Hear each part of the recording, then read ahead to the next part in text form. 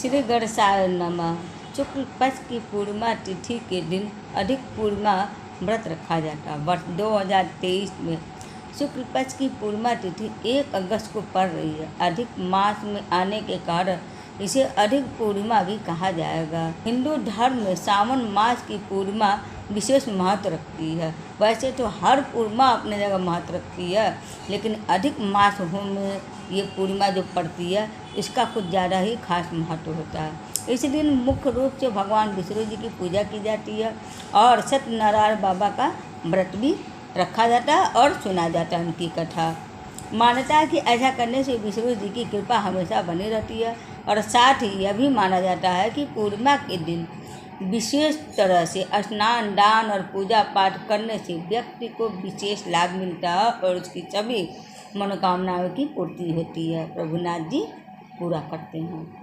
हिंदू पंचांग के अनुसार श्रावण अधिक शुक्ल पक्ष की पूर्णिमा तिथि 1 अगस्त को सुबह 3:51 से शुरू हो रही है और 2 अगस्त को देर रात 12 बजे तक समाप्त हो जाएगी। ऐसे में अधिक मास की पूर्णिमा का व्रत 1 अगस्त को ही रखा जाएगा, मंगलवार के दिन, क्योंकि पूर्णिमा तिथि के अनुसार पूर्णिमा तिथि अच्छे से इस साल पड़ रही है तो पूर्णिमा तिथि के अनुसार ही व्रत रखेंगे।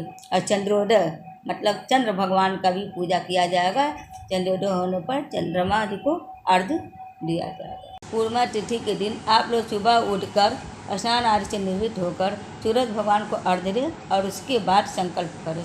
संकल्प करने के बाद विष्णु भगवान जी का और लक्ष्मी माता जी का एक चौकी पर स्थापना करें और कलश भी रखें। उसके बाद उन दोनों लोग का गणेश जी के साथ पूजा करें, धूप दीप नैवेद्य आदि चढ़ाएं और भोग लगाएं, आरती करें।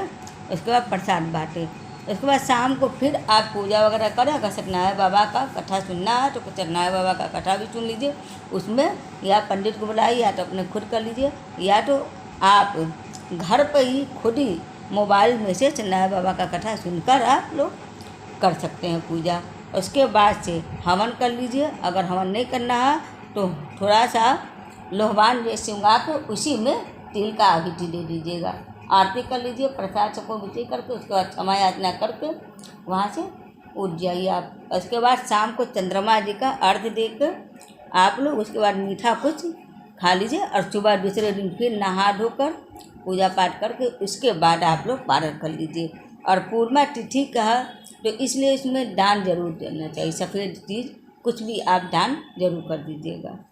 पूर्णिमा की कथा। पौराणिक कथा के अनुसार एक नगर में शेष सेठानी रहती थी। सेठानी रोजाना भगवान श्री हरि की पूजा भक्ति भाव से किया करती थी, लेकिन सेठानी का पूजा करना उसके पति को बिल्कुल पसंद नहीं था। इस कारण से एक दिन सेठ ने उसे घर से बाहर निकाल दिया। सेठानी घर से निकलकर जंगल की ओर चल दी। रास्ते में सेठानी ने देखा कि जंगल में 4 आदमी मिट्टी खोद रहे हैं। ये देख सेठानी ने उनसे बोला कि आप लोग मुझे किसी काम के लिए रख लो।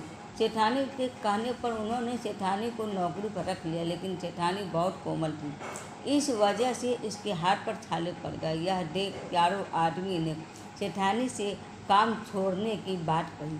उन्होंने कहा कि इसकी जगह तुम हमारे घर का काम कर दो। सेठानी के मान जाने पर वे उसे अपने घर ले गए। वहाँ वे 4 आदमी 4 मुट्ठी चावल लाते और उसे बांट कर खा लेते। ये देख सेठानी को बहुत बुरा लगा। उसे देख सेठानी ने उन 4 आदमियों को 8 मुट्ठी चावल लाने को कहा। सेठानी की बात मानकर 4 आदमी ने 8 मुट्ठी चावल लाए। इन चावलों का सेठानी ने भोजन बनाया और भगवान विष्णु जी को भोग लगाकर सभी आदमियों को परोस दिया। इस बार 4 आदमियों को भोजन बहुत स्वादिष्ट लगा और सेठानी से खाने की तारीफ करते हुए उसका राज पूछा। तो सेठानी ने कहा कि ये भोजन भगवान विष्णु का जूठा, इसी वजह से ये आपको स्वादिष्ट लग रहा है। उस पर सेठानी के जाने के बाद ये सेठ भूखा रहने लगा। आसपास के लोग उसे ताने मारने लगे कि ये पत्नी की वजह से ही खाना खा रहा था। लोगों की बातें सुनकर सेठ सेठानी को जंगल में देखने निकल गया।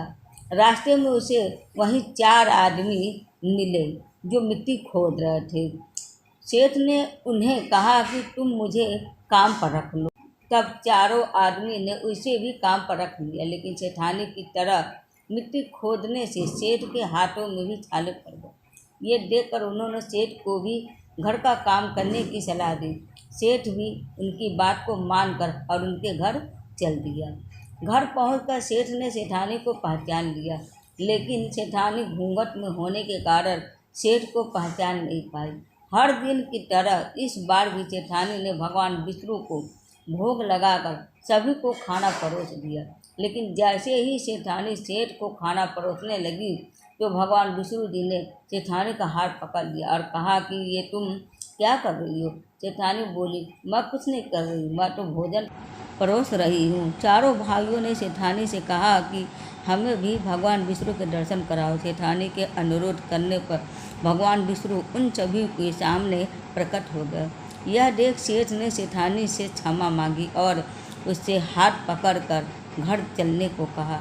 तब चारों भाइयों ने बहन को बहुत सारा धन देकर विदा कर दिया और तब से सेठ भी भगवान विष्णु जी का भक्त बन गया और पूरी श्रद्धा से उनकी पूजा करने लगा। इससे उसके घर में फिर से धन की बरसात होने लगी। ऐसी मान्यता है कि इस दिन व्रत रखने से सत्यनारायण भगवान के साथ हनुमान जी, प्रभु श्री राम और माता सीता की कृपा भी प्राप्त होती है। तो बोले विष्णु भगवान जी की जय।